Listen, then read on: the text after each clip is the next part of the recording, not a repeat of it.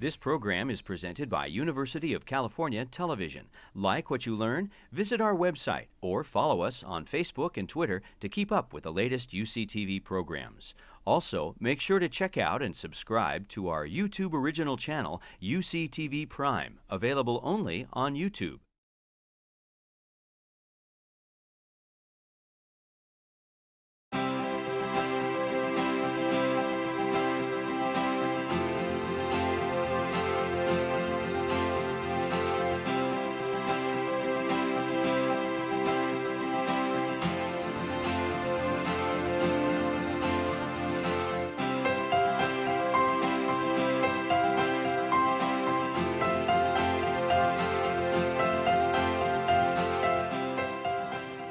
So Dr. Shauna Swan is professor and vice chair for research and mentoring at the Department of Preventive Medicine, Mount Sinai School of Medicine. She's recognized for her work on the impact of environmental exposures on male and female reproductive health. Dr. Swan has extensive experience conducting studies on the effects of a wide range of environmental agents, including organic solvents, water disinfection products, byproducts, pesticides, and plasticizers, on effects like time to pregnancy and infertility, adverse pregnancy outcomes, semen quality, steroid hormones, and gender-related physical and behavioral development. Since 1998, Dr. Swan has been examining the reproductive health and development of children in relation to prenatal and early child exposure to chemicals found in the environment, including phthalates and bisphenol A, in 2 ongoing multi-center pregnancy cohort studies.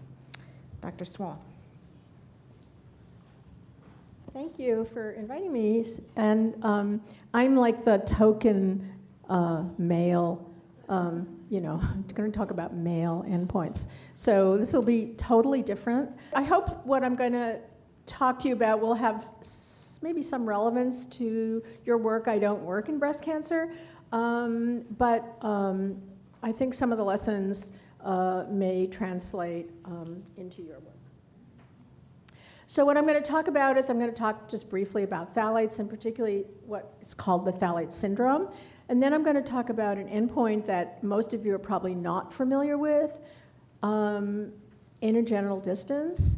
I'm going to define it and give just a brief history, and I'm going to talk about why it's important. And this is one of the messages I want to give you, that this marker, which is measurable at birth, is actually a bridge between the fetal hormonal environment and the hormonal milieu of the fetal environment and later reproductive function. So this is a very unique, perhaps useful way to go from fetal basis to adult disease. And I think that looking for, these bridges is one of the things I want to challenge you to do. And I've thought about what it would be for breast cancer, I can't tell you that. But I think that finding bridges of the kind that I'm going to show you will be pretty interesting. And then I'll talk a little bit about critical windows for reproductive system development. So we're talking about a different system, we're talking about a different gender, sex, and different endpoints. So, you can just relax, and it's kind of like the comedy act that comes between the serious. Okay. So phthalates. The phthalates that we found are most concerning are DEHP, diethyl hexylphthalate, which is primarily found in food. It's actually, here's one source, and even organic milk contains phthalates because of this exposure. DHP is also found in the hospital setting, in any plastic tubing. Neonates in the NICU get very high exposures. The other chemical phthalate of particular concern is dibutyl phthalate in PVC, in cosmetics. It's actually not the primary phthalate in cosmetics, but it's the one that's most concerning. So when I talk about phthalates in this talk, I'm going to be talking at those and possibly butylbenzyl phthalate, which is also, like these two, anti-androgenic, which is their considered to be their primary mode of action. Although I have to say that the trade-off between being estrogenic and anti-androgenic is getting, that borderline, is getting a little amorphous now, and I'm wondering whether we should make that distinction at all. So now I'd like to talk about the phthalate syndrome. Starting in about early 2000s, toxicologists began to put together some results they were seeing on the male rodent. And what they found was that a whole cluster of endpoints were affected by, at that time, very high levels of exposure to the most anti-androgenic phthalates. DHP and DBP are the best studied.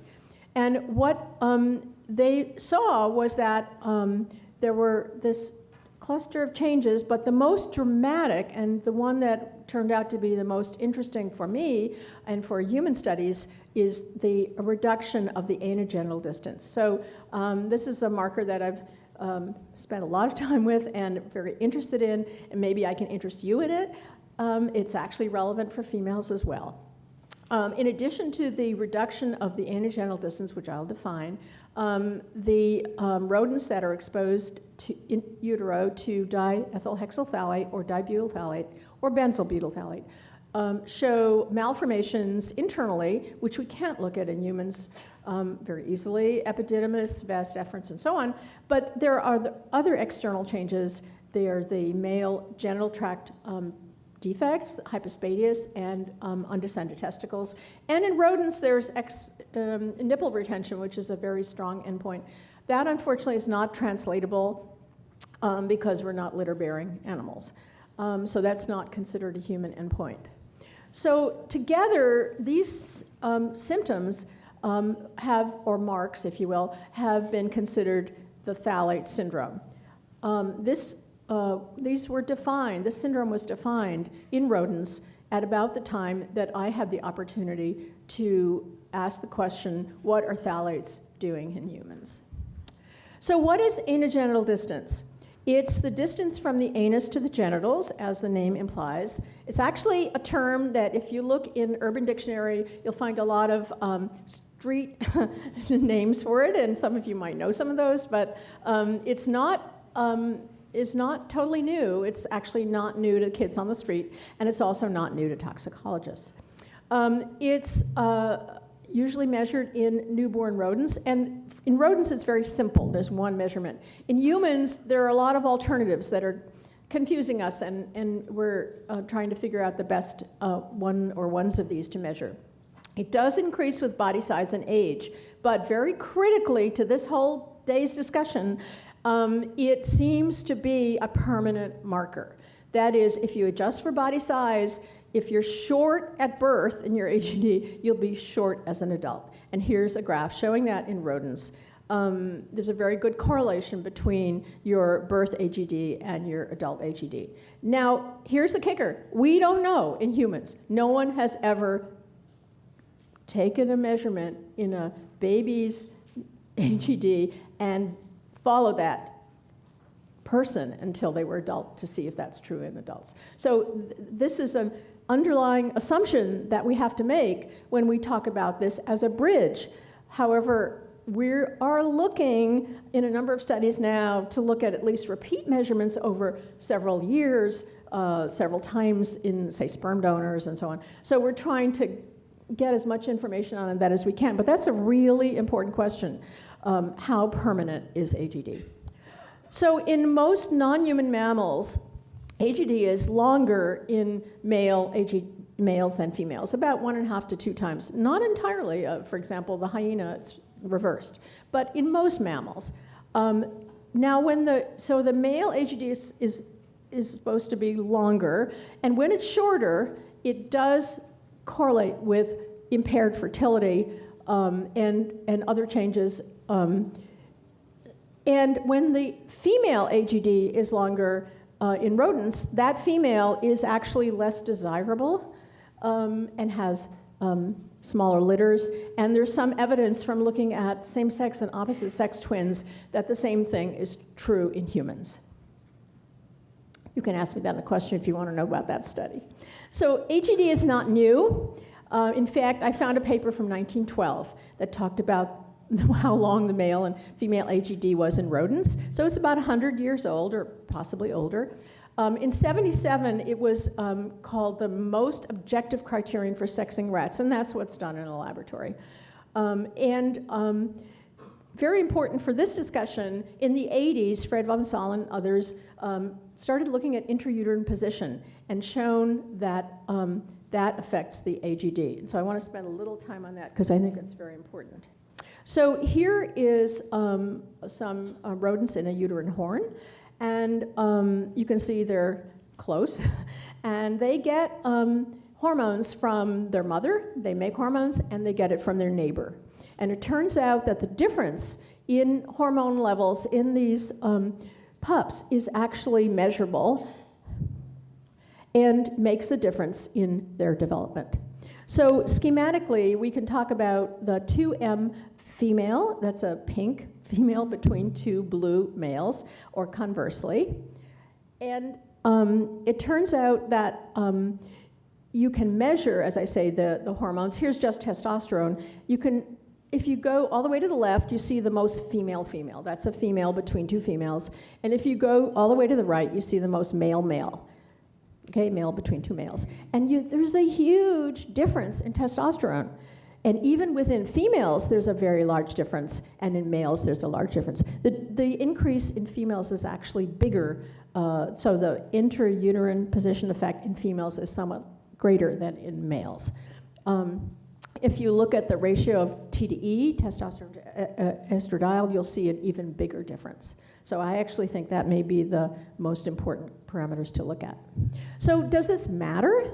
Yes, it does. So the 2M females, the females, most male females are less attractive to males in rodent studies. They have more aggressive behavior, they have lower fertility, and they have a longer anogenital distance. Now, we're talking about differences in steroids that are a couple of drops in an Olympic-sized swimming pool. Very, very small differences make differences in the AGD and in behavior. And the converse is also true for males between two females. But what about people? So I decided to ask this question because I had the opportunity. I had done a study in which we enrolled, it wasn't a pregnancy cohort study, we had enrolled couples and got their urine for most of them in early pregnancy. And so we had the opportunity to ask the children to come back and measure phthalates in the prenatal urines of the parents. And so the children who were born in 2000 to 2003, and if the mother had stored a urine, they were eligible to be in our study. So here are the two measures of AGD that we took in the children. And I'm just going to refer to them as the long and the short AGD. This is the male. There's a comparable measure in the females. And I think you can see that it's not rocket science. It's not that difficult. It's not that easy, particularly if the baby's kicking. And by the way, we have standardized these methods. We have training videos. We will even send you a trainer if you pay for the airfare, because we now have about 10,000 babies measured around the world, and we're putting that data together to get normative values on AGD. But this is how we started.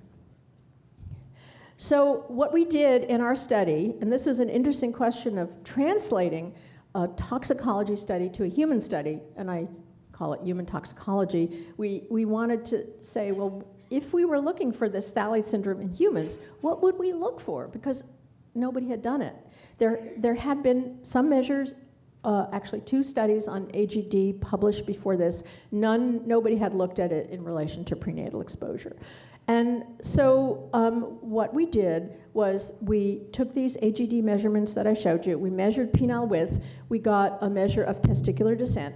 And we related that to the phthalate metabolite levels in the prenatal urine. And I have so little time, I could spend the whole time easily talking about this study, of course. But what I'm just going to show you is a little snapshot. So this is taking one phthalate metabolite, MEHHP, it's a secondary metabolite of DEHP, and I'm also just going to show you the results categorizing the endpoint and the exposure. So if you categorize MEHHP into low, medium, and high, using those were the percentiles, and by the way, they were comparable to the Haynes percentiles. Then we categorized the children into short and not short AGD. And by the way, this was just based on those kids. We had 100 and something boys. We don't really know what short means. We hope to know that when we look at our 10,000 international measurements.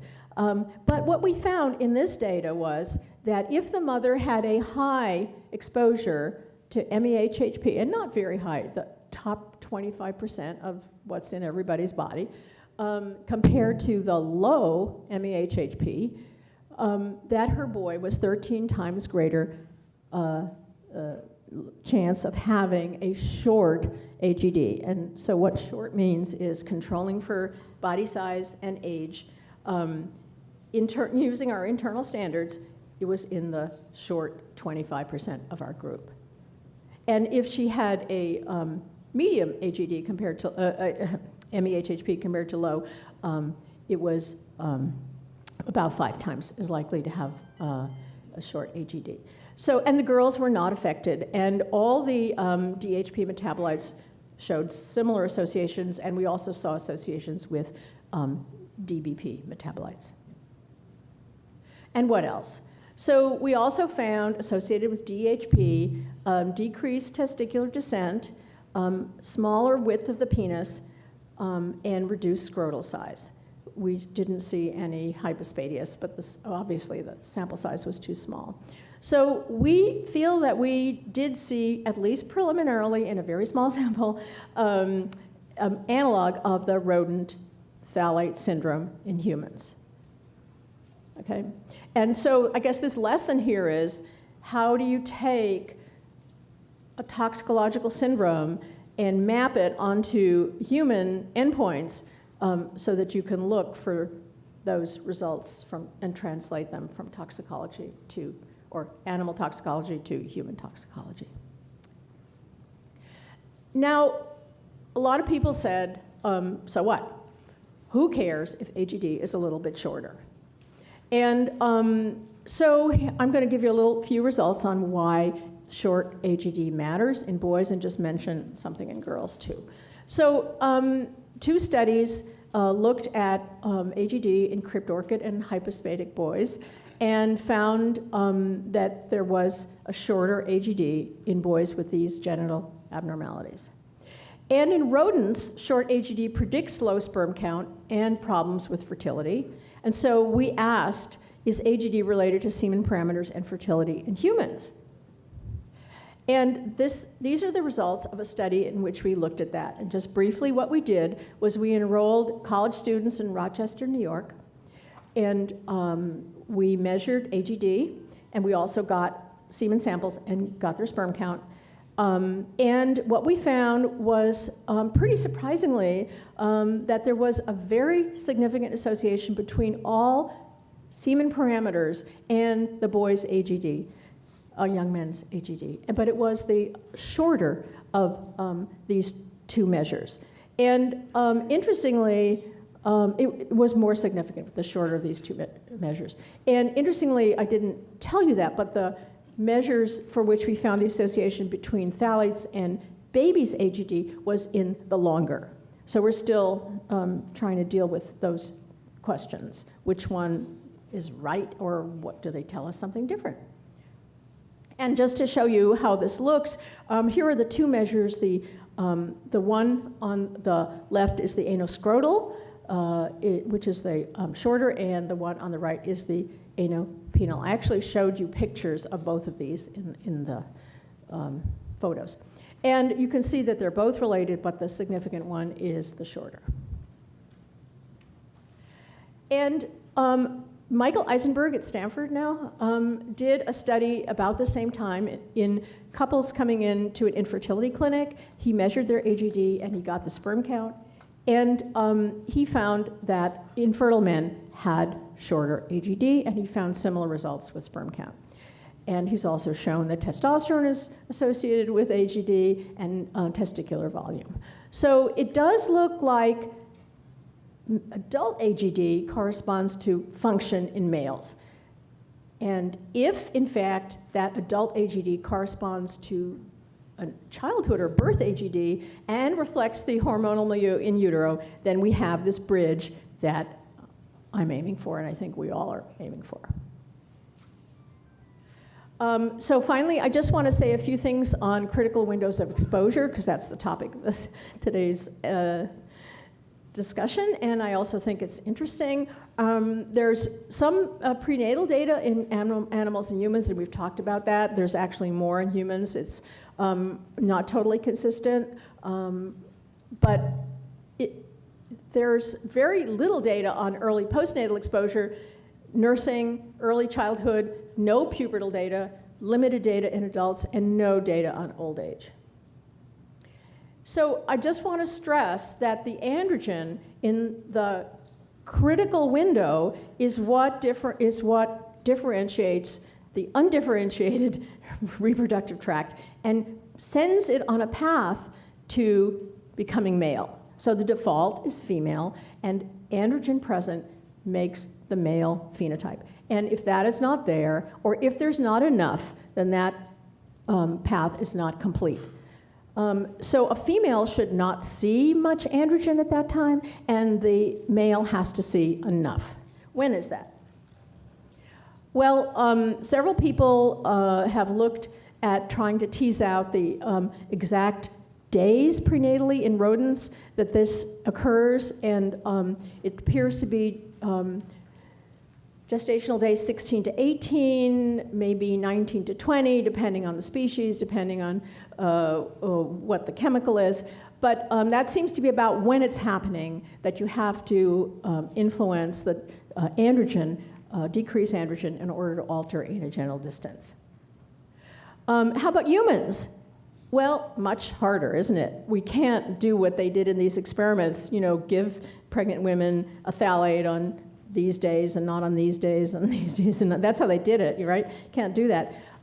So we have much broader brushstrokes, but I want to refer you here to a very valuable resource on critical windows, and that's from TEDx. If you don't know this, write this down. It is a very, very valuable website, TEDx Critical Windows of Development. And it's live, you can interact with it, and each of those little triangles that you see there, you can put your mouse, hover your mouse pointer over it, it will tell you what the endpoint is and the reference for it. So this is really useful, I think, and this is Theo Colburn's, one of her contributions.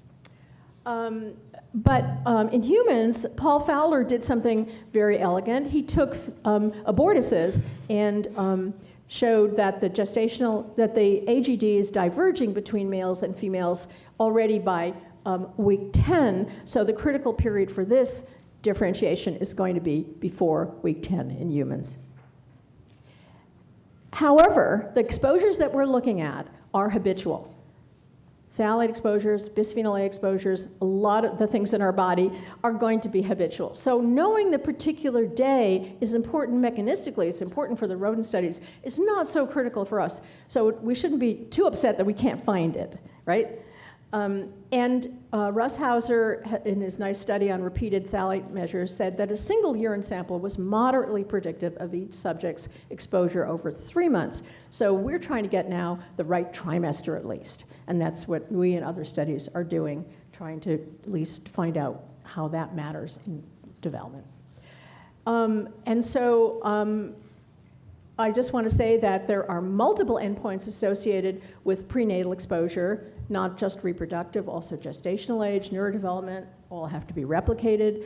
And other exposure windows, lactational, one study, male serum hormones, and several phthalates in breast milk. In childhood, there have been multiple studies. There's quite a few studies on childhood exposure, mostly related to asthma and allergy and also neurodevelopment. And there are also studies in adulthood on semen quality, which are kind of mixed in results. serum hormones, metabolic syndrome, pulmonary function, and thyroid function. But given the extent of exposure and the toxicity of these chemicals, this is a very small set of studies, and we really need to do a lot more. So in conclusion, prenatal exposure is undoubtedly most critical. The trimester may matter. Not clear yet. With chronic exposure, the timing is not so critical. Later exposure, infant exposure is a critical gap. All these legislation that controls children's toys, we don't actually know whether that poses a risk. We don't have any data on child being exposed postnatally in infancy, what that does in humans, and very little in animals. And in adults, there appears to be less critical exposure, as we've heard from other studies. Thank you.